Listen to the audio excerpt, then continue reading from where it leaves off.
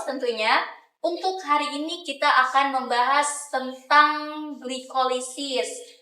Bersama saya dan 3 narasumber yang akan membantu kita memahami proses hari ini. Mari kita sapa mereka terlebih dahulu. Yang pertama ada Muhammad Raffi Putra Nugroho. Apa kabar Raffi? Alhamdulillah saya baik-baik saja. Terima kasih telah mengundang saya. Lalu di samping Raffi, tepatnya di tengah-tengah kita, yaitu ada Repaya Nindya Sekongita. Bagaimana kabarnya Repaya? Halo Naga, senang bisa bergabung di sini. Kalau saya baik-baik saja. Tentunya saya sangat antusias untuk membahas topik hari ini. Lalu yang terakhir ada Mojang Cantika Ramadhani. Senang bisa bertemu dengan Anda Mojang. Terima kasih Najwa. Saya juga senang bisa berbagi pengetahuan tentang glikolisis di sini. Oke, langsung saja masuk ke topik utama ya. Untuk memulai, mungkin Raffi bisa menjelaskan secara singkat apa itu glikolisis dan mengapa proses ini tuh sangat penting dalam respirasi aerob. Baik, glikolisis adalah proses pertama dalam respirasi aerob di mana satu molekul glukosa yang merupakan sumber energi utama bagi sel dipecah menjadi 2 molekul pirufat. Ini terjadi di sitoplasma sel dan menghasilkan sejumlah kecil energi dalam bentuk ATP serta molekul NADH yang akan digunakan di tahap selanjutnya dari respirasi. Proses ini penting karena tanpa glikolisis, sel tidak akan memiliki energi dasar yang diperlukan untuk bertahan hidup. Sangat menarik. Nah, mungkin Revaya bisa menjelaskan lebih detail lagi tentang tahapan-tahapan dalam glikolisis. Seperti yang kita tahu ya, proses ini terdiri dari 10 langkah utama, bukan?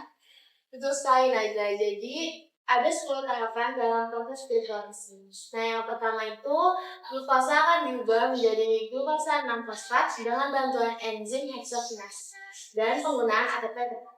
Selanjutnya glukosa 6-fosfat berubah menjadi glukosa 6-fosfat dengan bantuan enzim fosfoglukoisomerase.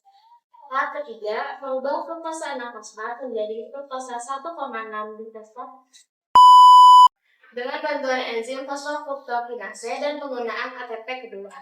Pada tahap keempat, enzim aldolase memecah fruktosa 1,6 fosfat menjadi dihidroksilasetat fosfat atau biasa disebut CHA dan gliseraldehydrofosfat atau G3P. Tahap kelima merupakan konversi antara DHP dan G3P. Karena reaksi ini tidak pernah mencapai keseimbangan dan G3P inilah yang akan digunakan pada langkah berikutnya. Nah, dari tahap 1 sampai tahap 5 inilah dikenal sebagai tahap penggunaan ATP. Karena pada tahap inilah ATP digunakan sebanyak 2 buah. Oh, jadi kita menggunakan energi dulu sebelum menghasilkan energi ya? Tepat sekali. Nah, pada tahap ke-6 ini, G3P diubah menjadi 1,3 difosfogliserat sebanyak 2 buah dengan bantuan enzim triosofosfat dehidrogenase. Pada tahap ini terjadi 2 reaksi, yaitu yang pertama, G3P dioksidasi melalui transfer elektron ke NAD+, sehingga membentuk 2 buah NADH.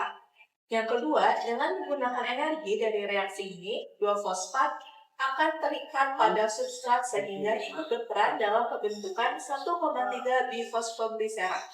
Selanjutnya, 1,3 difosfogliserat diubah menjadi 3 fosfogliserat dengan bantuan enzim fosfogliserokinase dan menghasilkan 2 ATP. Tahap ke-8, 3 fosfogliserat akan diubah menjadi 2 fosfogliserat dengan bantuan enzim fosfogliserumutase. Pada tahap ke-9, 2 fosfogliserat akan diubah menjadi fosfoinol pirufat dengan enzim enolase. Pada tahap ini dihasilkan 2 molekul H2O. Pada tahap terakhir, fosfoinol pirufat diubah menjadi 2 molekul pirufat oleh enzim pirufat kinase.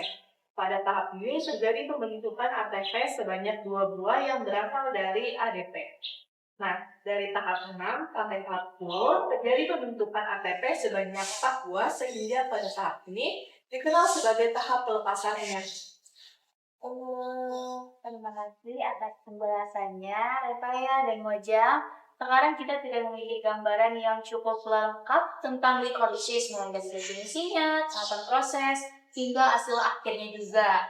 Sebelum kita akhiri, mungkin ada pesan terakhir dari Raffi, apa yang menurut Anda penting mengingat tentang topik?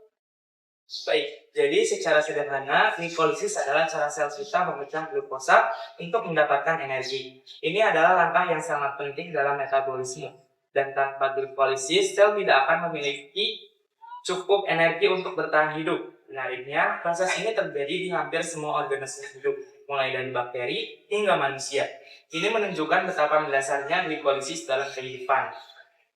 Luar biasa sekali sih. Terima kasih kepada Revaya, Raffi, dan Mojang. Dan untuk penjelasannya, saya yakin pendengar kita mendapatkan banyak informasi berharga hari ini. Itulah pembahasan kita tentang glikolisis. Terima kasih sudah mendengarkan dan jangan lupa untuk mengikuti episode-episode berikutnya.